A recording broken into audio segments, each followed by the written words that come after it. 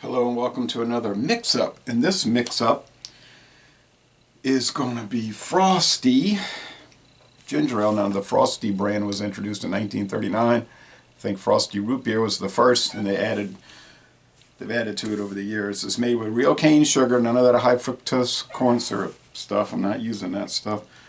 This is made in Detroit, Michigan. There's no website listing for this ginger ale. Now there's like a link and you click it and then nothing comes up, so I don't know. It's very low budget. Alright. The ingredients are carbonated water, very lightly carbonated I find, pure cane sugar, ginger, lemon and lime oils, natural flavors, some other kind of natural flavor, citric acid, and caramel color. Alright, so that's Frosty. It used to be 99 cents, but you know what happened, so it's $1.25 now for this quart bottle.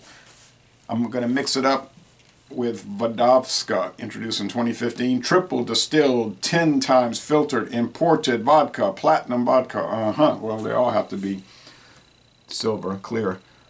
Funny thing about this one, it's from Mexico. Well, I mean, that's not that strange. Mexico makes a lot of liquor, but it's sugarcane vodka. Vodka made from sugarcane.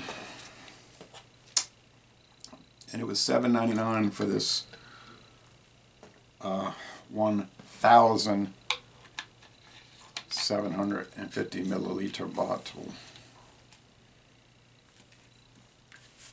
An international market in Metairie, Louisiana. 947 milliliters. Okay. 53 milliliters short of a liter. Okay, so it's clear. Yeah, there it is. No coloring added, no flavoring added. I did the Nikolai premium vodka with premium liqueur, and that worked out very well with the ginger ale Frosty. All right. So it's basically neutral in the aroma, which legally vodka is supposed to be. But supposed to be and always works out doesn't necessarily happen. Because some of these grain vodkas you can smell like that's corn. I know that's got to be corn. And there's just a tiniest little bit of sugar.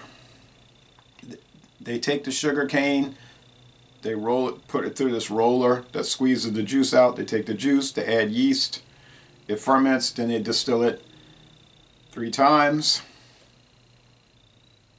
and then they filter it 10 times, and they got sugarcane vodka. Now I read some reviews, people saying it tastes like chemicals, the worst thing ever, and all. Could be a batch issue, batch consistency. I didn't see that. To me, it just tastes like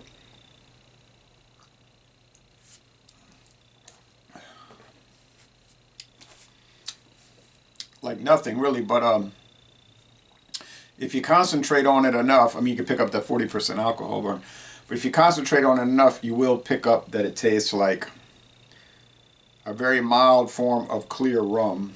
It's not rum, but that would be the closest approximation, okay? So that's going to last years, I'm sure. Little hiss. Didn't make much of a hiss when I first cracked it open.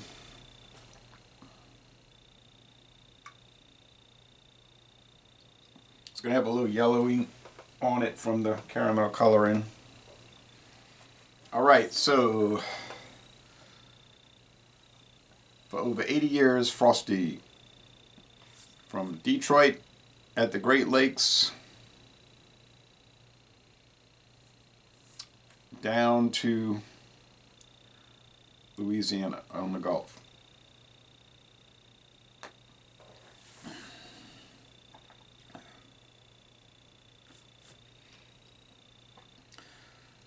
I know ginger ale is a popular mixer, so it's good for a mix-up. Now, Canada Dry, Seagram's ginger ale, they may have more flavor, bolder flavor. But then you're going to have the problem with that high fructose corn syrup and that weird stickiness, drying terribleness that I call it. So Is it possible that there could be a pure sugar Canada Dry or a pure sugar Seagram's ginger ale? I think that's a possibility. I've never seen them. I know there's Reed's ginger beer. There's like a diet version. I would never touch that. But there's a regular Reed's ginger beer similar to this. That's always in the mixed drink section. But I believe that one says high fructose corn syrup as well. So I'm not touching it. We used to get Krabby's ginger beer around here. It was a hard ginger beer. It was from England. It was 5% alcohol, but I don't think they carry that around here anymore. But I haven't. Could have just been overlooking and had been looking for it. Krabby's. They had a pretty bold ginger flavor.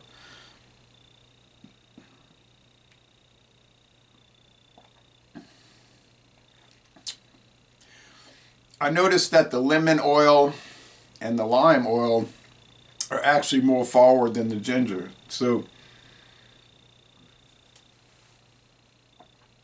the Frostie is very good.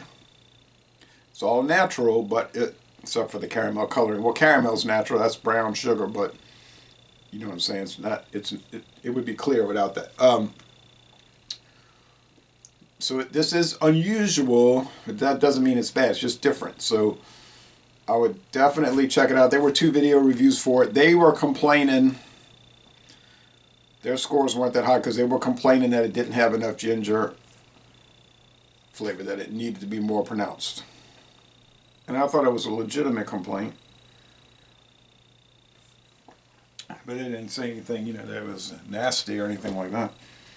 So anyway, most of the reviews I read for, this is an overnight review, that's why it's dark, relatively dim in here. The reviews for Frosty Root Beer were almost all positive. I mean, most everybody was saying, oh, it's great, I love it.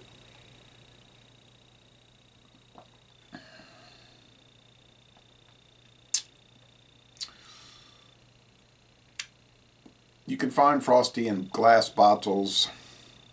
I think they're usually 11.2 ounces. I think your better price per ounce is going to be these quart bottles, but some people got an issue with plastic, so I don't, but some people do take issue with that. So les bon temps relais, thanks for watching, and go to Mexico and take a sugarcane vodka distillery tour. Actually, I think at that same place. Well, it's made for Dubai Island International, is that what it's called? Yeah, Dubai Island International Corporation of Brownsville, Texas. That's the importing office, but it's made for them because it says selected and imported by them. That would be a United Arab Emirates based company, obviously Dubai, but one of the Arab Emirates states. But regardless, these corporate structures can be complicated. But there's some producer in Mexico that's making that silver rum, the gold rum, those are called taro, and the Vodovska for Dubai International Corporation. Who that or them would be, I do not know. Or go to Detroit, Michigan and tour a soft drink, or if you call it up there, soda pop or pop factory, production facility. Thank you.